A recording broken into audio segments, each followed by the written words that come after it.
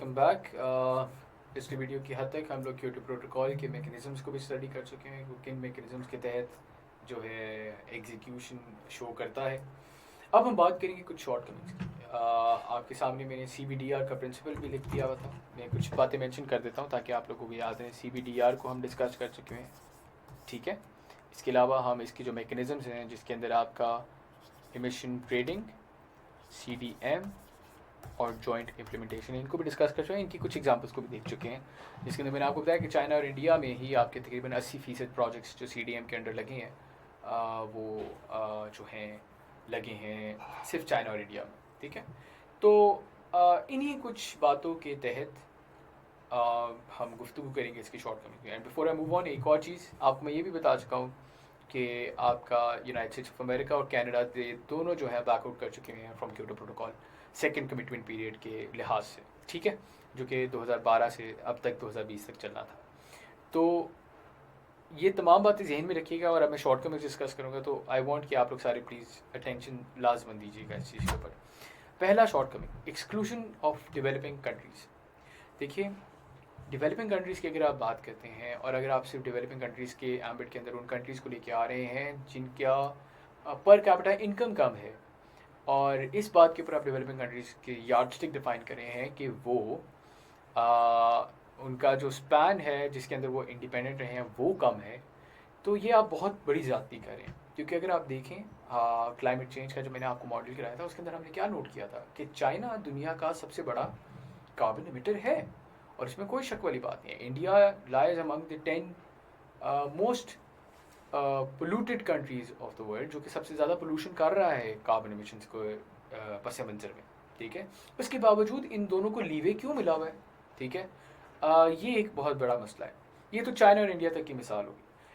अगर हम बात करें बाकी कुछ कंट्रीज़ की, तो बाकी बहुत सी कंट्रीज़ हैं जो कि CBDR के प्रिंसिपल को, कॉमन बट डिफरेंशिएटेड रिस्पॉन्सिबिलिटीज़ के इस प्रिंसिपल को एक स्केपगोट के तौर पे यूज़ करती हैं, ठीक है। मिसाल ले लेते हैं ब्राज़ील की और इनके प्रेसिडेंट की, जेयर बोल्सोनारो की, जिन्होंने अभी रिसेंटली पिछला जब हुई थी ना अमेज़न फॉरेस्ट फायर्स हुई थी 2019 में, लास्ट ईयर, और उससे पहले इनको बहुत क्रिटिसिज्म का सामना करना पड़ा था कि आप क्यों अमेज़न फॉरेस्ट को जो है डिस्ट्रॉय करने के ऊपर तुले हुए हैं।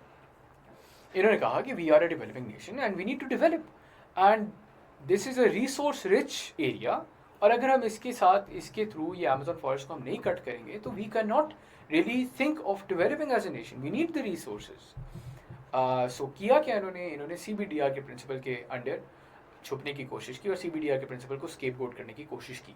तो CBDR का जो यार्डस्टिक है वो एक काफ़ी प्रॉब्लमेटिक बात बन गई हुई है, ठीक है। और वैसे भी अगर हम बात करें आजकल के पस मंज़र में, तो आजकल के पस मंज़र में share of industrialise countries in global emission has come down from 70% to 43%।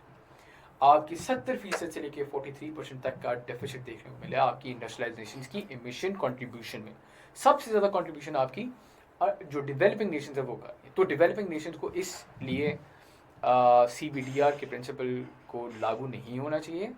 Common but differentiated responsibility नहीं, कॉमन रिस्पॉन्सिबिलिटी का प्रिंसिपल लागू होना चाहिए कि सारे लोगों की ये रिस्पॉन्सिबिलिटी एक जैसी है और हर किसी को अपने अपने रीजन में रहते हुए अपनी अपनी कैपेबिलिटीज़ को मद्देनजर रखते हुए रिडक्शन करनी चाहिए, और ये सारों के लिए कोई ना कोई टारगेट होना ज़रूरी है, ठीक है। सो ये तो इसकी पहली शॉर्टकमिंग होगी। दूसरी shortcoming, cost and economic implications, exploitation of CDM। देखिए, CDM को बहुत ज़्यादा एक्सप्लॉयट भी किया गया। बहुत सी कंट्रीज़ हैं जिन्होंने थोड़ी बहुत इन्वेस्टमेंट करके आपने CERs लेके उनको ज़्यादा एवरेज बेचा, प्रॉफिट मेकिंग की। बहुत सी ऐसी कंट्रीज़ हैं, बहुत सी ऐसी एग्जांपल्स हैं जिनके अंदर आपके यहाँ बाकायदा एक बिज़नेस बन गया कि हम CDM वगैरह लगाएंगे और प्रॉफिट मेकिंग जो है वो स्टार्ट हो गई। सो हुआ क्या कि क्योटो प्रोटोकॉल का एक शिफ्ट देखने को मिलता है टूवर्ड्स CDM, ठीक है। फिर एक और मसला इसका ये हो गया कि वेस्टेड इंटरेस्ट या पॉलिटिकल इंटरेस्ट के लिए कुछ ममालिक के अंदर एक्सटेंसिव जो है आपने देखा कि इन्वेस्टमेंट हुई, जैसे चाइना और इंडिया का क्यूमुलेटिव शेयर 80% का CDM का, that was also very problematic. So इस पॉइंट ऑफ व्यू के तहत प्रॉफिट मेकिंग का जो आंसर आ गया ना, that was very problematic as far as Kyoto protocol is concerned.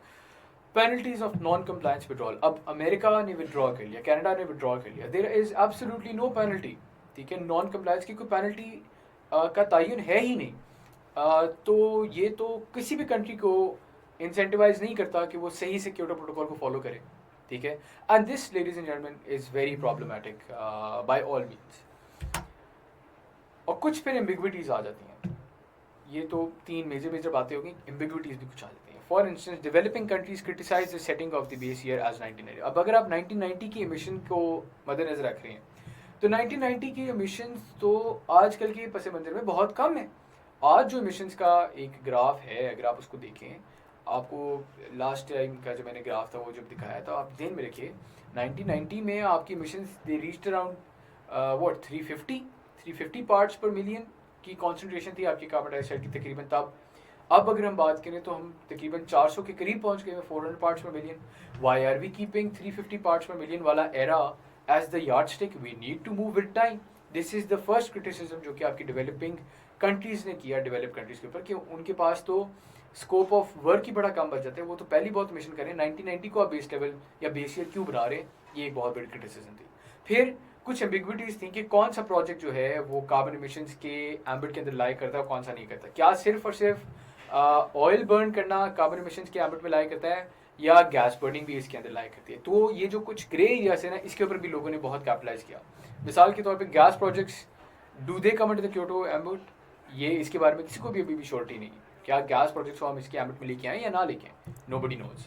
फिर ये सीडीएम वाले पॉइंट से फिर से थोड़ा सा इंटरलिंक करता है कि सीडीएम प्रोजेक्ट्स एक डेवलपिंग कंट्री के अंदर किस हद तक हो सकते हैं या कितने हो सकते हैं, इसके ऊपर भी कोई कदगन नहीं, कोई इस चीज़ को कन्फाइन करने की कोशिश नहीं की गई थी। So this was also very problematic, जिसकी वजह से हमने देखा कि पॉलिटिकल इंटरेस्ट की वजह से इंडिया और चाइना में वही बात 80% के करीब प्रोजेक्ट्स रखते हैं। तो ये कुछ शॉर्ट कमिंग्स थी जो कि क्योटो प्रोटोकॉल से रिलेटेड थी, और जिन्होंने जो है काफ़ी ज़्यादा इसके ऊपर एक नेगेटिव इसकी शक्ल हमें हमारे सामने नज़र आती है। So all in all I hope आप लोगों को इसकी शॉर्ट कमिंग समझ आ गई होंगी। अगली वीडियो के अंदर हम इसकी ऊपर डिस्कशन करते हैं कि आया क्योटो प्रोटोकॉल एक सक्सेस था या फेलियर था। आप सबकी सवालों का बहुत बहुत